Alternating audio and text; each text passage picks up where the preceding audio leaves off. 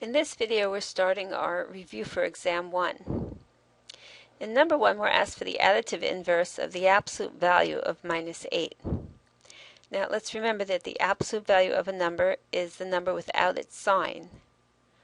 So, the absolute value of minus 8 is equal to 8. So, we're asked for the additive inverse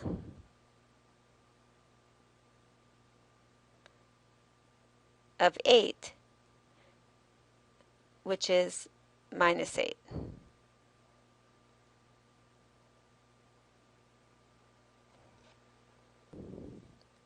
In number 2, we want the multiplicative inverse of the mixed number 5 2/3. So remember, the multiplicative inverse is the reciprocal.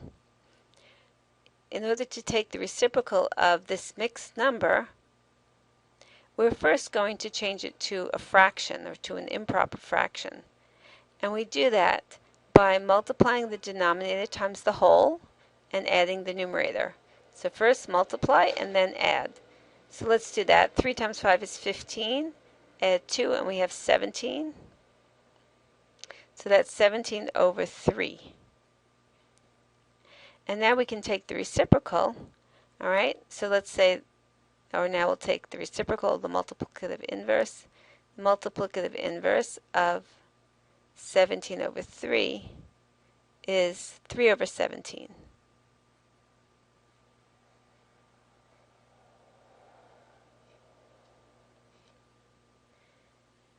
In number 3, we're asked to subtract minus 5 from minus 3. So this from changes the order of the numbers in the sentence. So we're going to do the minus 3 first, and we're subtracting the minus 5. Okay, so in other words, here's the minus 3, and from this we're subtracting minus 5. Don't forget the negative, the double negative over here.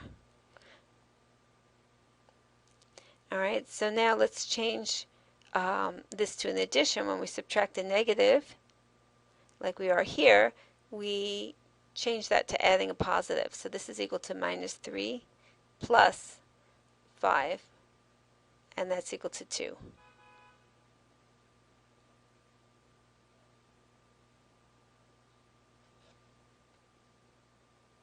Okay, now we're going to add some fractions, and we have to get a common denominator, or the least common denominator. So what we're going to do is we're going to factor the denominators, and that'll help us find the least common denominator. All right, so we're going to factor 55, that's 5 times 11, and factor 44, that's 4 times 11. So in the common denominator, we're going to include all the factors in both denominators. Okay. So basically we're including 5, 11, and 4. So let's just write that in. 4 times 5 times 11, that's the common denominator. And leave it in factored form for now, because it's easier to see that in order to change this denominator to this one, we have to multiply by 4, the missing factor. So do that in numerator and denominator to get equivalent fractions. And here, to change 4 times 11 to this denominator, we have to multiply by 5. So multiply numerator and denominator by 5 to get an equivalent fraction. So we see this numerator is 4 times 3. Let's write 12 here. And this one is 7 times 5, that's 35. And now just add those numerators, and we have 47. So that's 47 over 220.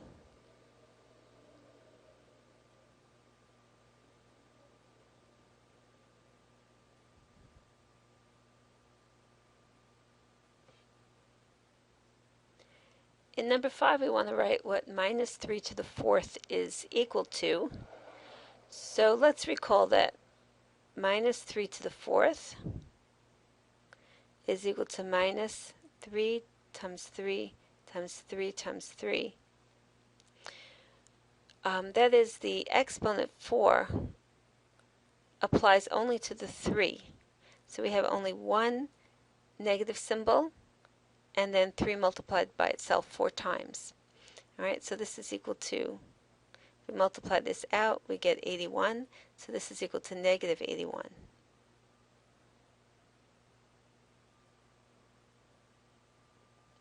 Another way of looking at this is minus 3 to the 4th is the same as minus 1 times 3 to the 4th. And because of order of operations, we do exponent first. So that would be minus 1 times 81, which is equal to negative 81. In number 6, we have to evaluate this expression, and we're going to do that according to order of operations. Now let me just copy it again. So here we have, just 1 second. All right, so according to order of operations, we do what's in the innermost parentheses first. So first 2 minus 10, that's negative 8. So I'm just going to write it like this, negative 8. And here we have 4 plus negative 8, that's negative 4. So let's rewrite. So we have 3 minus 5 times negative 4 plus 2 times 3. Keep the negative 4 in parentheses, otherwise we'll lose the fact that we have a multiplication over here. Alright, so now we're going to do multiplication left to right. So first we'll do this multiplication right here. Minus 5 times minus 4, so that's a positive 20. Plus 2 times 3, that's plus 6. Alright, and now just add, and we have 29.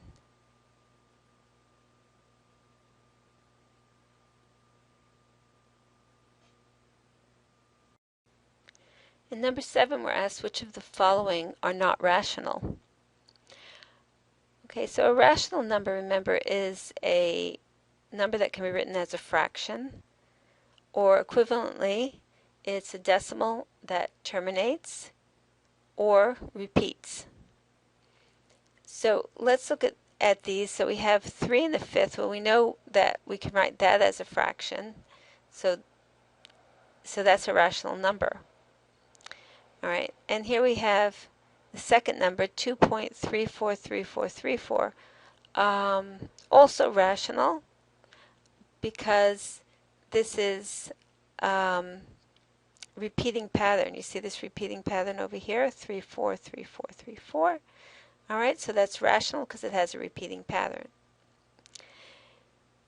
In the third example, we have a number that does not terminate, and it has a pattern but not a repeating pattern. Because of this extra 0 that's being added in, the pattern is not repeating. So this one is not rational. So I'll circle it. All right, here we have the square root of 45, and the square root or cube root, or let's say square root of a number that's not a perfect square is irrational, and the cube root of a number that's not a perfect cube, also irrational. So this 45 is not a perfect square, so it's not rational. So circle it. Here we have the cube root of 27, but 27 is a perfect cube. 27 is 3 cubed. So the cube root of 27 is 3, so do not circle this. This is an integer. And here we have a decimal number that terminates, so that's rational. So the only numbers that are not rational are these two, the ones that are circled right here. In number 8, we want to know which of the following are rational but not integer. So we want rational but not integer.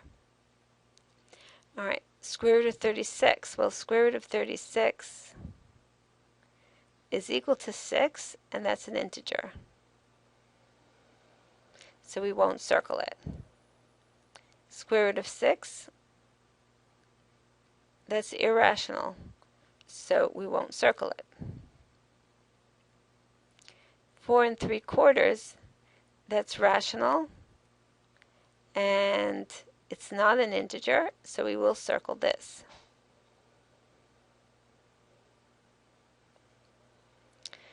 Okay, the next one, 4.5678, terminates, so it's rational, and it's not an integer, so we will circle that.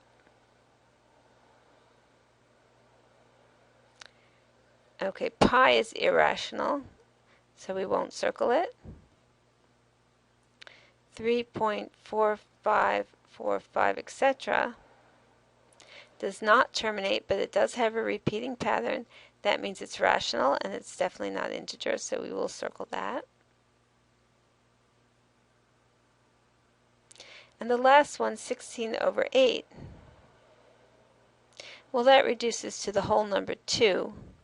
All right, so that's an integer.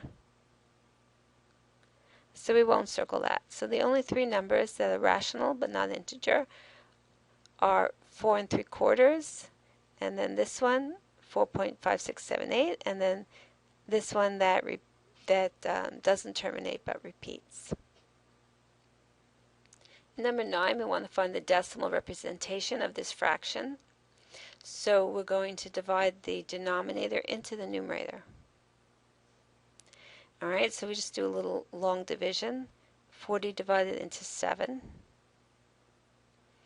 And we'll put a decimal after the 7 and bring it up into the numerator, and we'll just add on some zeros. We don't know how many yet. All right, so let's see. 40 divides into 70 one time. And the remainder is 30. And we'll bring down the 0. 40 goes into 300 7 times. 7 times 40, that's 280.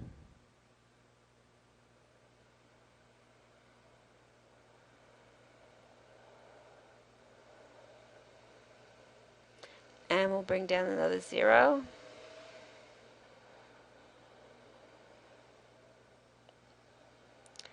And 40 goes into 200 exactly 5 times. So this is the decimal representation of 7/40. In number 10, we're asked to find the first 3 digits of the decimal representation of 3/7. So we're just going to divide 7 into 3, denominator into numerator. And we want the first 3 digits. So let's put a decimal place after the 3 and add on 3 zeros. And move that decimal place up into the quotient. All right, and just start the division. So 7 goes into 34 times.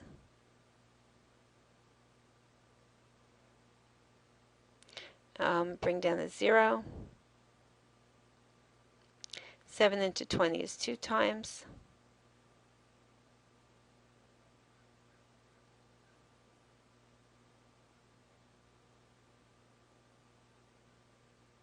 And 7 into 60 is 8 times.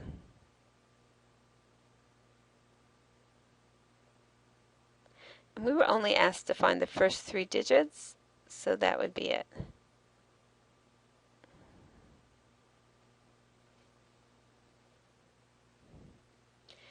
In number 11, we're going to just multiply these two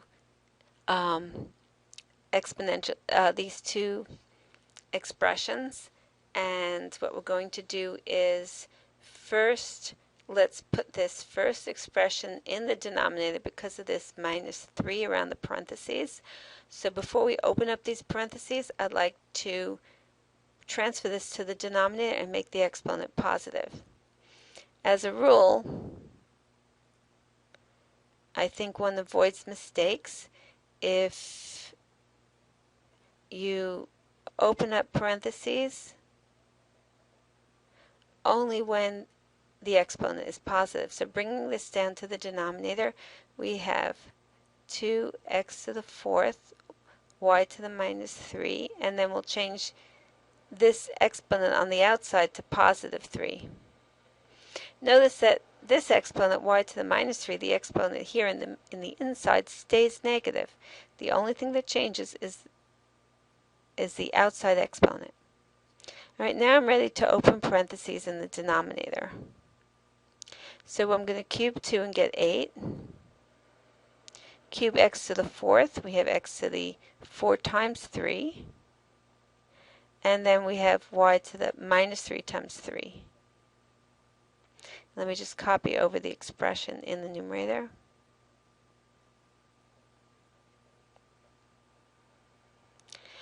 Okay, so now let's just reduce the 4 over the 8.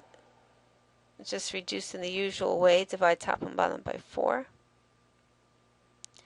All right, now let's work with these powers of x.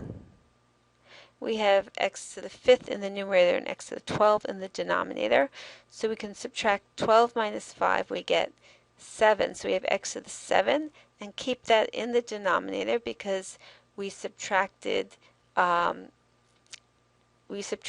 lower exponent minus the upper one. So we started with the lower exponent, so keep our answer in the denominator. So here we have this 2, and here we have x to the 7. All right, now let's work with the powers of y. Y to the minus 3, y 9. So what I'd like to do, there are a few ways you can proceed, but what I'd like to do is change first to positive exponents. So I'm going to put this y to the minus 9 in the numerator as y to the positive 9. And this y to the minus 3 in the denominator as y to the positive 3. And now let's simplify, subtract 9 minus 3, and we have 6. So we have a y to the 6 in the numerator, and in the denominator 2x to the 7th.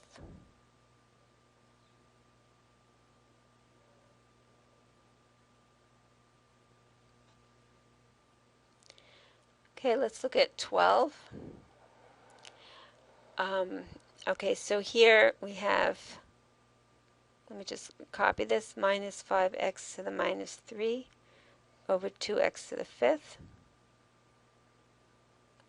So what I'm going to do, I'm going to start by bringing this x to the minus 3 into the denominator as x to the positive 3. Notice that the minus 5 stays where it is. Minus 5 is a negative number, but it doesn't have a negative exponent, so just leave it where it is. So we have 2x to the 5th, and now we also have an x to the positive 3 in the denominator. And let's just multiply the powers of x in the denominator, x fifth, x cubed, and we get x to the 5 plus 3, or x to the 8th.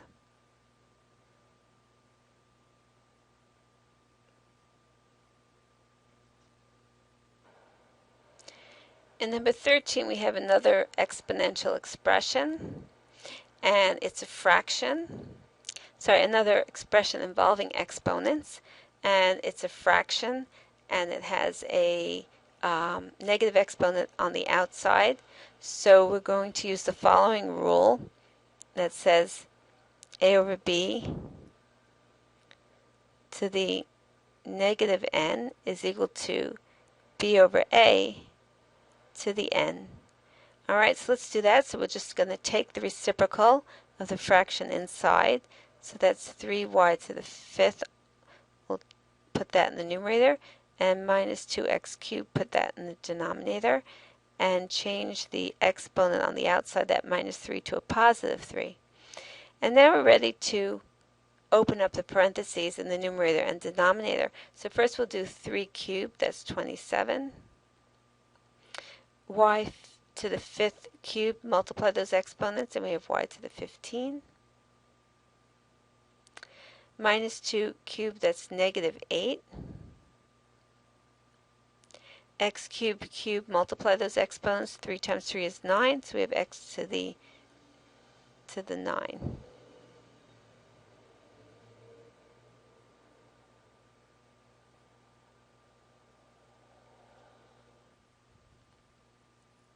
And then number 14 over here, we're just evaluating this expression, 5 to the 0.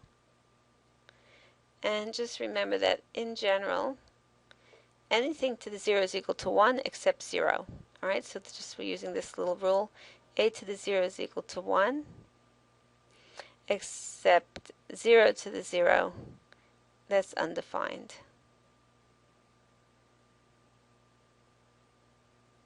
Alright, so a to the 0 is equal to 1 as long as a is not equal to 0.